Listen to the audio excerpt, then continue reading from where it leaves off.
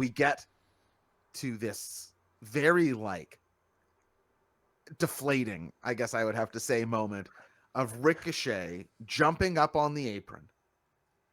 Ricochet, you remember Ricochet, Zeus, from the Demand. We finally, exactly right. We finally get away from this feud, but Ricochet distracts MVP, and that's enough for Samoa Joe, seeing the exposed back of MVP, to slap on the coquina clutch and defend their trios titles. Now, credit to them, Zoobs. They swerved me. I thought after Hangman's promo saying that he was going to hurt Joe and ruin his life, I was expecting to see Hangman Page here and as such a title change. I thought Hangman was going to attack Joe, continue their feud, and we'd see the title change. We didn't get that. In fact, Hangman's not going to be involved. The people the Hurt Syndicate are going to be involved with, presumably, are Ricochet and GOA. Your thoughts, Zoobs. We'll get to the match in a second, but your thoughts when you saw Ricochet here to cost the win. I thought, gee, Hangman Page, saying, when I find you, Samoa Joe, it's trouble for you. And he walks into the most public place in the home building and stands right in the middle and has a whole match and then stands in the microphone and talks about something unrelated. It really is the most public place in the whole building. couldn't be easier to find. Is right in the middle. Just look at the screen. Which whatever, we're suspending disbelief to a degree on some of these things, but I think it harkens me back a little bit to the problem I think that you pointed out a couple weeks ago, or maybe last week, of there is a little bit of siloing happening on the show right now, where it is sort of like there's these separate universes, and the problem with it is you're running into well, why is anything happening then? What does anything have to do with anything anymore? And that's a really dangerous place to be. And I think that's AEW at its worst. That's when you get into that really lazy critique of well, it's just matches for matches sake. And that's not exactly where we are, but it's not that it's so bad, it's that it could be so much better. It's that the world could be so much richer and have so much more depth, and we miss it.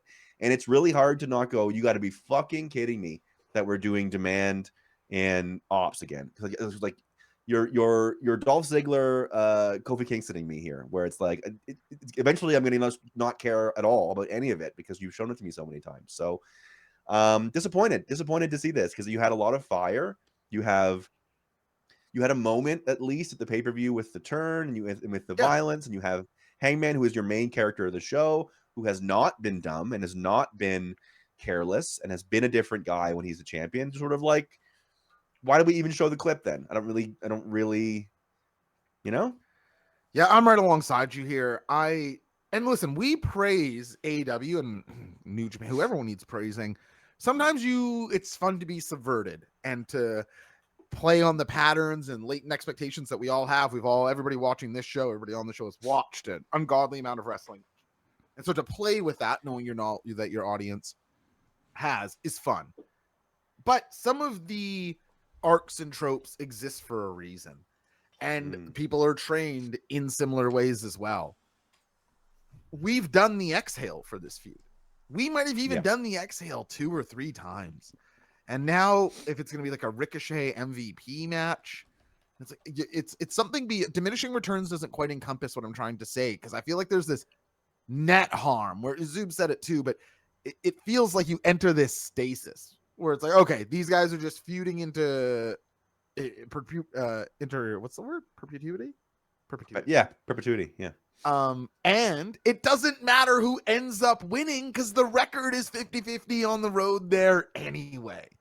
And I've already thought they both won at different points. And so to take Ricochet, who's really won over Zoobs and myself this year, and just continue to re-involve him with the Hurt Syndicate, I don't get the booking at all here, Zoobs. Really lost on me.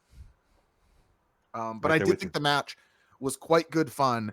And you think of all the 6-man matches we've had on Dynamite recently. I thought both the ones on Dynamite tonight were a nice stylistic answer and more to what I like than some of the other weeks before that are a little bit more, action-packed versus hard-hitting. And although Brody and I, we might be 1-1 right now, but tonight it's me who hold all the cards.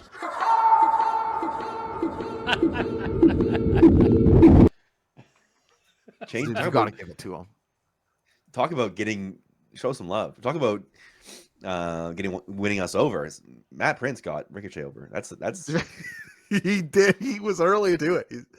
Zoobs, you got to give him the laugh, I think, after that. Let's see if I can. I don't have my full range of throat. Still but I pretty have all my good. octaves. That was Thank great. you very much. Still good. Not easy. So I did enjoy the styles of this match. Of course, Shelton Benjamin continues to be a standout in these things. His step knee, just an absolute blast. The post-match, Powerhouse Hobbs is acting very heel alongside Samoa Joe and is like humping the ground and is very mouthy. I think there's a chance he might come alive because we had him as a heel in Team Taz, but it was a bit more like growling, stern, man, a few words. Like if he's like sort of flashy, asshole, cocky guy, I think that could really, if he can flourish in that role, I think there'd be really something there for Powerhouse Hobbs. Danielle Beniel saying, good evening. Samoa Joe is the GOAT heel wrestler. I have no trouble with that opinion at all.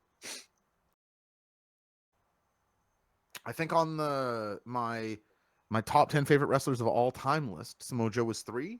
That's available on patreon.com/J0SHC.